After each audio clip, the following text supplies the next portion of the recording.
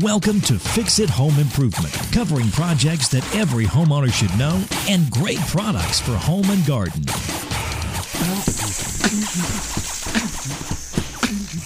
Hi, I'm JC, and this is where we share weekly home improvement tips. I'm here with my co-host Cindy. Hello, JC. Hi, Cindy. This week we're going to be talking about Skylights, and we'd like to thank Jim McClear for liking and sharing the podcast. And we'd also like to thank Thumbtack for sponsoring this episode. Thumbtack makes it easy to find pros for pretty much anything you need done.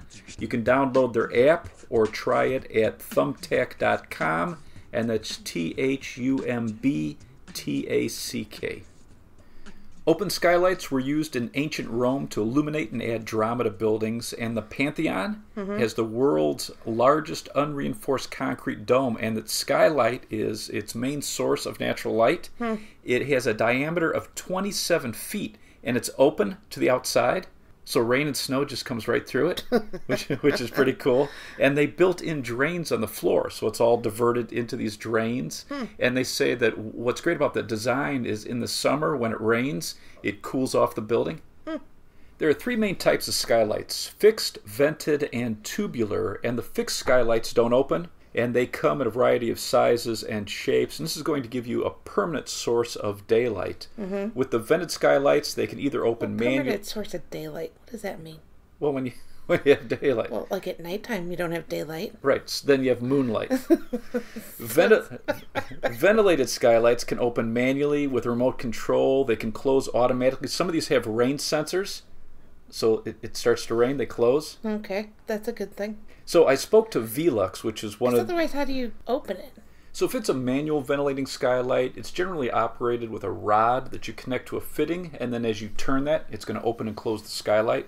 But the nice thing about some of these remote controls is they can be set up so they'll open and close on their own at a specific time of day.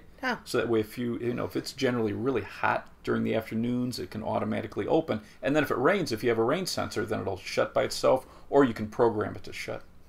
With the electric skylights, it can either be connected directly to your electrical system, or you can get a solar panel that's charging a battery that's operating the skylight. And I spoke to one of the reps, and he said that one full charge, so if you have one full day of bright sunlight, generally that's enough to charge the battery. And on one charge, that will open and close the skylight about 200 times. So you don't have to worry about cloudy days or a bunch of cloudy days in a row. There's a couple different operating systems. Fakro's electric skylights, and that's F-A-K-R-O. They use the Z-Wave.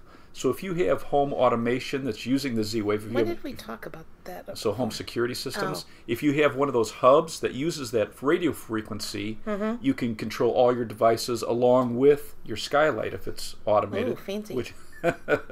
And the Z-Wave is nice because it's a unique radio frequency. You're going to pair it with your system, so each home network has its own unique system.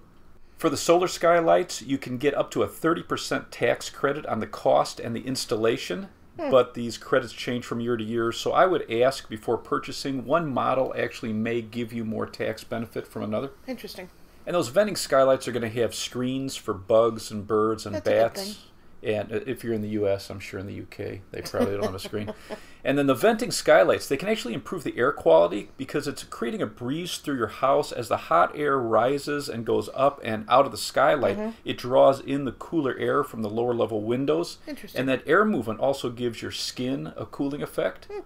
Tubular skylights are solid or flexible tubes, usually 10 inches or 14 inches in diameter. And this has a dome on top of your roof, either acrylic or polycarbonate, and the sun is coming into this dome. The tubes are highly reflective, and it sends the light down to a diffuser lens. So this looks like a can light with a trim kit set into your ceiling, and that lens can either be clear, white, or frosted, and you can have multiple lenses and sealed for an airtight fit. Okay. And you can use these just like ceiling lights. So it's pretty interesting. If you want natural daylight in a room like a bathroom, a hallway, or a closet, you can add one of these. You can put multiple tubular lights. You sound really excited about this. Well, they're pretty interesting. I mean, you can't see out to the outside like a traditional skylight, but this is an interesting way to draw extra light into your house. Some tubular skylights can be fitted with CFLs or LEDs for electric lighting in the evening. So it's working just like a can light in the evening. And Solatube, it's Solatube, they have a smart LED system. So this will turn itself on and off depending on the light level. So if it's cloudy or if it's evening. They also have an occupancy sensor that only allows the LEDs to turn on and off if there's somebody in the room. Ooh, spooky. And then there's also an option to have a solar nightlight. So you have a solar panel that charges a battery. Then in the evening you have just a very soft light, so you can use these tubular lights as nightlights. During the day, a 10-inch tubular skylight is going to illuminate about 150 to 200 square feet, depending on the manufacturer and the style of tube. A 14-inch tubular skylight around 300 square feet, and one company said the light output is equivalent to about 3 100-watt incandescent bulbs. So the old 100-watt incandescent bulbs gave off about 1,600 lumens, so 3 times that. So they're pretty bright. The rigid tubes are going to give off more light, so this is good for areas with less sunlight, and this also is good for long links. Some of these are up to 99% reflective, so the light coming in, you're hardly losing anything. The flexible tubes are going to give off a little less light. These are good for sunny areas. Much easier to install. You can run these around attic obstructions. Okay. A couple of reviews from homeowners I read said to consider solar-powered dimmers because the light can be so bright. So one review, they put 2 of these in the living room, and it was so bright during the day they couldn't watch their TV. The glare was so bad. So with the solar-powered dimmers, they have a cover that rotates and it regulates the light output, so you can completely block it if you want to. Interesting. When you're picking a traditional skylight, either fixed or vented, many of the pros are recommending that the size of it be about 5% of the floor area of the room if you have good lighting from windows in the room. Okay. And then if you don't have adequate lighting, the skylight should be about 15%. Isn't that like the reason why you're putting in a skylight? Well, you just like to look at the clouds. But in a room with inadequate lighting, it should be about 15% of the floor area. Framing the light shaft from the roof to the ceiling below can either be angled, straight, or flared, and the flared shafts are going to give a room more light. If you have a straight or angled shaft, you're going to be directing that light below the shaft. So you want to think about where you want that light focused with either a straight or angled shaft. And then the shaft has to be framed out with lumber. You're going to cover it with drywall, and you're going to insulate it to prevent condensation depending on your climate. Because if you're in a cold climate, you don't want that, the warmth of that in your attic. This seems complicated. And then you should pick the width of the skylight based on your roof rafters or the trusses if you're installing it yourself, because it is much easier to fit it in between the 16-inch or the 24-inch spacing. Right. And if you're going to put a larger unit in and you have to cut into the supporting lumber, this is usually a job for a pro because you're going to have to add framing to carry the load of the roof. Right. And some projects like this are just perfect for a pro because you're cutting a hole in your roof and then you're dealing with shingles and flashing sealants. Right. And if you've never done something like this before, so thumbtack.com, you can put in exactly what your project is, and they will have somebody to do almost any project around the house. Right. They're in all 50 states. You'll enter in what your project is, and they will... So installing a skylight. Right. And because who do you pick? So, do you get a roofer? Do you get someone who installs windows? Do you get a handyman? Right. And if you're guessing, most guys are probably going to say, oh, yeah, I do that. Right. I do that kind of work. But with the thumbtack.com, you can enter in exactly what your project is, and then you're matched up with people who already have that in their credentials. And you'll get up to 5 estimates from local pros within 24 hours, and then you can review their prices. They're going to have reviews online, and then you can go and see some of their work. Well, it's nice because I did this. I typed in install a skylight, and it came up. It said 86 specialists in your area. Wow, interesting. But then it asks you specific questions. You know, is it a home? Is it a business? What size home do you have? Single story, 2-story? Right, smart. What kind of roof do you have? They're actually going to get you the right person for the right job. Yeah. So to find a pro for pretty much anything you need done, you can download their app or check them out at thumbtack.com, and it's thumbtack.com. When you're comparing skylights, you want to know the pitch of your roof. The skylights and the flashing are going to be rated for the pitch. Okay, I have a couple questions. Okay. What is flashing? So the flashing, this is metal, plastic, or rubber sheets, and they're waterproof. And this is going to divert water around the skylight, so it's going to prevent a leak where that skylight meets the roof. So it's pretty important. Yes, yeah. And some of them come with it, which is really nice. It makes it a lot easier. And then how do you determine the pitch of your roof? So there's a couple of ways you can figure it out. One is to measure the roof width on the gable side and then the height to the peak from the center of that run. And you're finding the run and the rise. And you're basically making a right triangle. Okay. So if you measure the width and right in the center you measure up to the peak, you're going to get half of the width, which is going to be your run, and then that height is going to be your rise. Another way you can do it is take two levels and take one level and lay it on your roof, extend it straight out so it's not touching the roof on the other side. Okay. So you've got it level and there's that space. At 12 inches, and most carpenters like to use 12 inches, you're going to set your other level vertically at the 12-inch mark.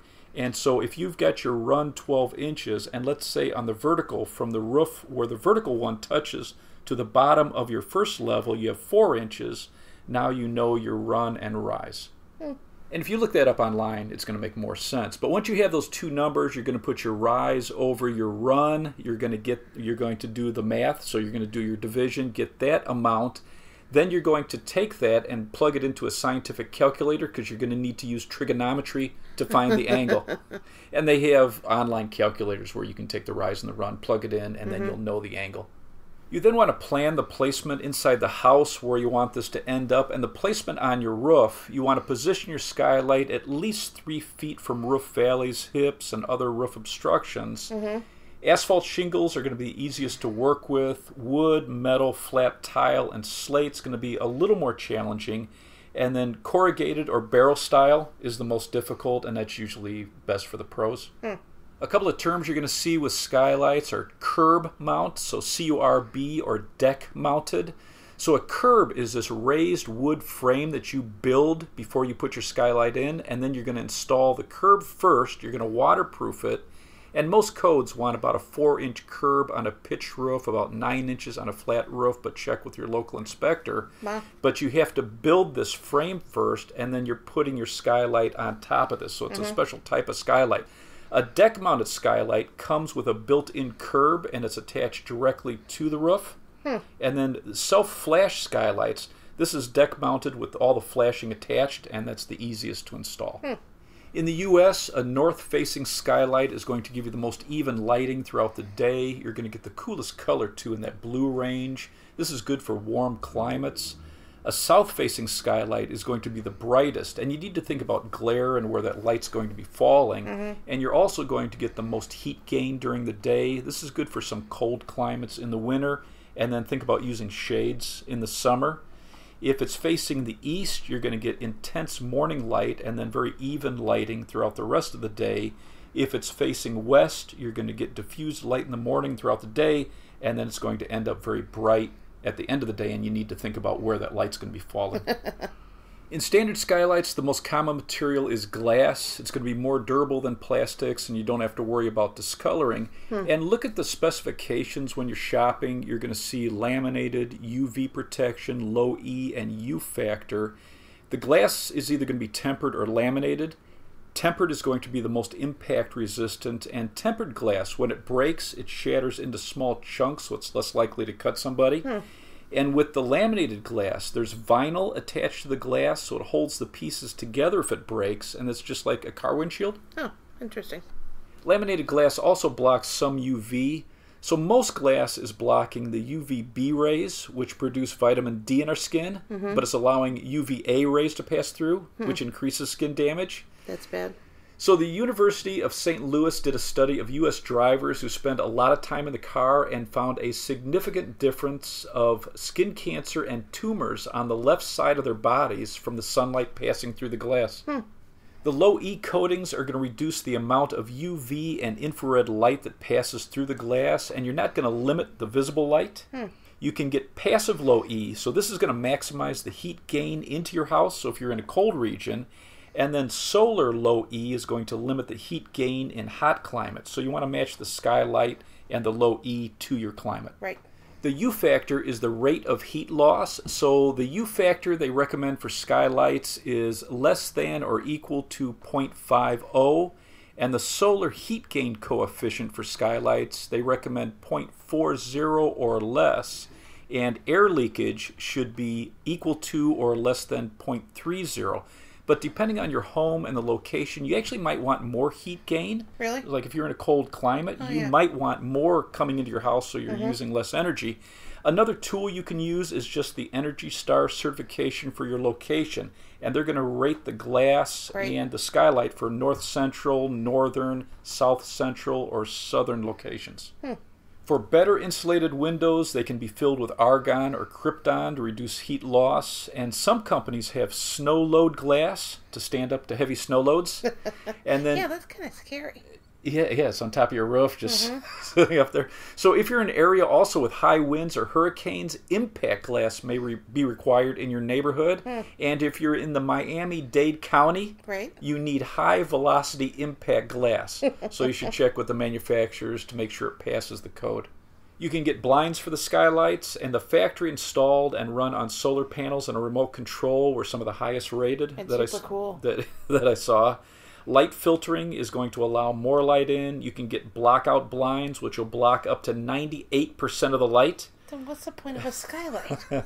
Cellular shades are going to help insulate. And not all skylights will have a shade option, so this is definitely worth looking at, especially depending on where it's installed on the roof. And the blinds can definitely help reduce the heat loss at night or if you're in a cool climate. Some pros and cons of traditional skylights. Some of the positives, they're going to flood an area with light, and the Mayo Clinic said that studies suggest as we age, we need about 3 times more ambient light to read. So you need like twice as much as I do? Right. In cold climates, you're going to get solar gain to save energy. You get to see to the outside, so you get to watch the clouds, the snow, some lightning. It makes a room It makes a room feel larger. You can save electric on the cost of lighting. It reduces the heat from lights. You increase your home value, and ventilating skylights are going to improve air quality. You get a cooling effect from that, and it reduces SAD, so seasonal affective disorder in some people, to have more light coming into the house in the winter. Sunlight entering the eyes trigger a release of serotonin, so it boosts your mood and increases your focus. Nice. Some of the drawbacks, it can actually be too bright and cause glare on TVs or work areas or even areas you're trying to rest in. In hot climates, it increases the heat load. In cool climates, it increases your heat loss. And traditional skylights are difficult to insulate, so you're creating this light shaft through your attic. And in a cold climate, it can create condensation and leak onto the insulation and onto the ceiling. You have more chance of a roof leak. The skylights can cause ice dams in cold climates and damage your roofing. And traditional skylights in bathrooms and kitchens can cause condensation in cold climates, causing drywall cracks and water stains. Some of the top-rated traditional skylights, Velux, it's V-E-L-U-X, and Fakro, F-A-K-R-O. For tubular skylights, Velux, Fakro, ODL, and it's just the initials ODL. What else would it be? I don't know, maybe Odie, like O-D-E-E. And Solatube, S-O-L-A-T-U-B-E. Do you have anything else to add? Ventilated skylights are great for air exchange. The solar panels with a battery are the easiest to use, and check to see if you're eligible for a tax credit. The tubular skylights, they're the easiest to install. You have the least amount of problems with condensation or leaks, and this is a nice way to get light into hallways, closets, bathrooms, areas that would be hard to do with a traditional skylight. And you can use multiple. In fact, there's some really interesting pictures online where homeowners are using multiple tubular skylights and really make a dramatic effect. Yeah, I'll put it on my Twitter account this week. You have some great pictures. So at Fix-It Co-Host every week, you do a nice job with all these oddballs. Thank you. So you should be following Cindy at Fix-It Co-Host. Shades, I think, are a fantastic option because it's going to allow you to reduce your light levels, reduce glare. It helps insulate at night, especially in cold climates. It really gives you a lot of control over a traditional skylight just by adding a shade. That's nice. With standard skylights, look at the glass specifications and match it to your location, or just look at the Energy Star for your location. I would compare the warranties and then look at the features that are available. Some that are marked easy to install are going to be easier to install.